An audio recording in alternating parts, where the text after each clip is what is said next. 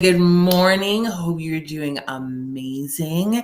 This has been a really cool series, and I've had a lot of fun talking about Bulletproof your family. So if you're new to the conversation, we've already had a couple in this series. So you can either join on YouTube by subscribing and see the rest of it there, or if you hop on Facebook, you'll see all the various videos on my profile, and we're having some really great discussion in our Facebook group. So today we're talking about why moms make the best CEOs. Now, typically when we think about motherhood, at least in this day and age, it's I'm in the trenches and I'm doing things in the day-to-day grind, whether it's making lunches and caring for little ones who may not be feeling well, or figuring out just how to basically survive. How do I make sure to keep everybody fed, my house clean, and just potentially have some time for me, but probably not, right?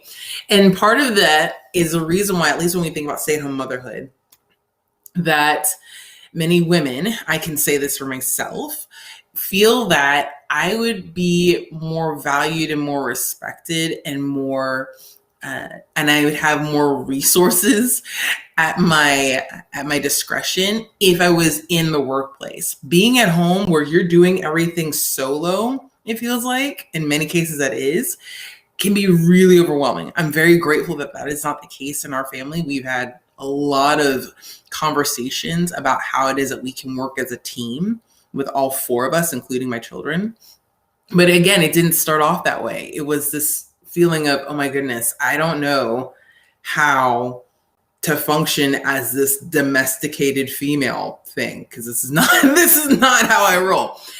But then there was a really great shift that happened, and it was going, if I think about it and I consider, one, the way in which homemakers are viewed, let's see, I guess this would be about 70 years ago, 60, 70 years ago. So you think about 1950s, 1960s, even going into the 1940s.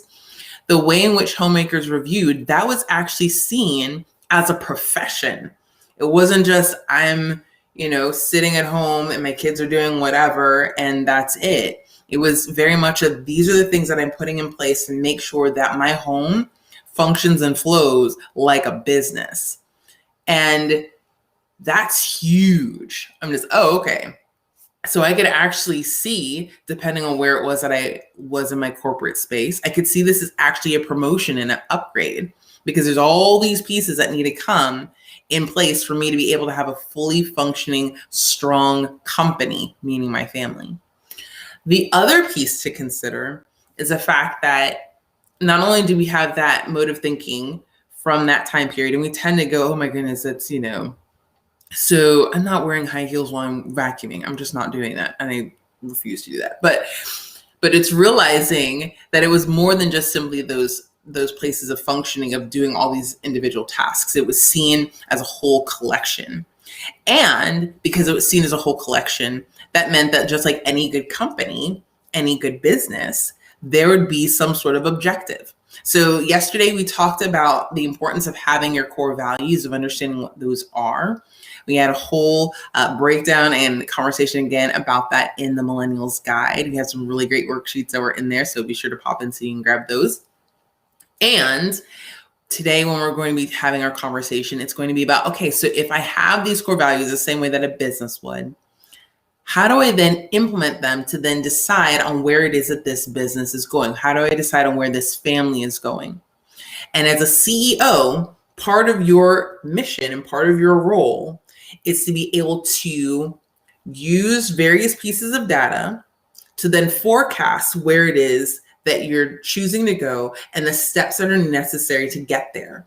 Doesn't mean that you're doing it in a vacuum. This is the reason why it's really important to connect with other CEOs in many cases. In our case, it'd be with other moms who are thinking in that mindset, who recognize that if I'm desiring to go, for example, to seeing my children in a particular school, or to have different opportunities to grow, or for us to start growing a farm to be more self-sustainable, or to find ways for us to use screen time wisely. Or you know what? I want my kid to be a YouTube star. Whatever the case is, I need to have some sort of a plan and a vision to get there.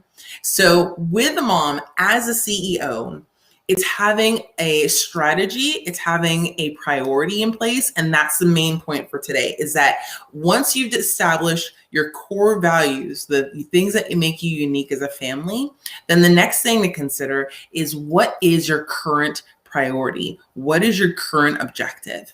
And this doesn't need to be, again, I know it sounds kind of businessy. It's just, oh my gosh, I'm not sure about that.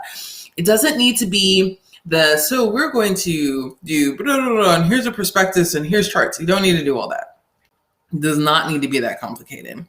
It can be as simple as, our current priority is ensuring that our children are safely starting their school year. Or we need to ensure that our daughter is able to get the how does one say it? Is able to be in a place of good discipline with character habits, character traits. Or it could be, our current focus is getting our house clutter in order. And so getting things organized. Okay, so whatever the case is, whatever that current priority is, it's going to be a priority that supports those values, supports those things that you said are important about and unique to your family, and they'll allow you to show up in those core values in a greater way. Case in point. So over the last few days, feels like it's been more like a week, I've been going through and saying, okay, so our current priority is with ensuring the kids are able to start school safely, and to have schedules where they're able to do various activities that speak to their area of interest. We do one interest at a time. We don't overwhelm it. And that's because I would like for them to cultivate that place of adventure, right? As well as to have that knowledge base. So the main crux, the main point of it is to make sure that they have the education and the experience. So that's been, okay, let me take a look at what's happening with our schedules. Let me make sure that, because I enjoy meal planning. So let me take a look at our meal plan to make sure that it's going to sustain and respect the time and the energy that we're going to have, because there's going to be a bit of travel in some cases. I'm going to then check to make sure that if there are any additional items that wish to come into the schedule, that if it supports what we're currently doing, then by all means we'll do it. But if it doesn't, if it's going to be something that draws us away from what it is that we need to be focused on as a family, then I'm not going to do it. It's not that it's bad. It just means that in this season right now, the focus is on making sure that school is starting well. Anything else that's starting up well is starting up well. And we're able to make sure that it's a good fit for everyone. So I know that it sounds really simple and then yet a little bit complex. It may be something that you're doing, you didn't realize, oh wait, I've been doing that. Yeah, you are functioning as a CEO. Go for it, mama. Okay. Those are the pieces that are next in figuring out what it is that you do. So figure out what the priority is. I'd love to see the priority that you have currently for your family in the comment section below. And with that, we will continue the conversation and talk more about what it means to actually set up and do things with the schedule. So have an amazing rest of your day. Know that you are called for greatness. And you, my friend, are now invited to do just that. I'll talk to you later.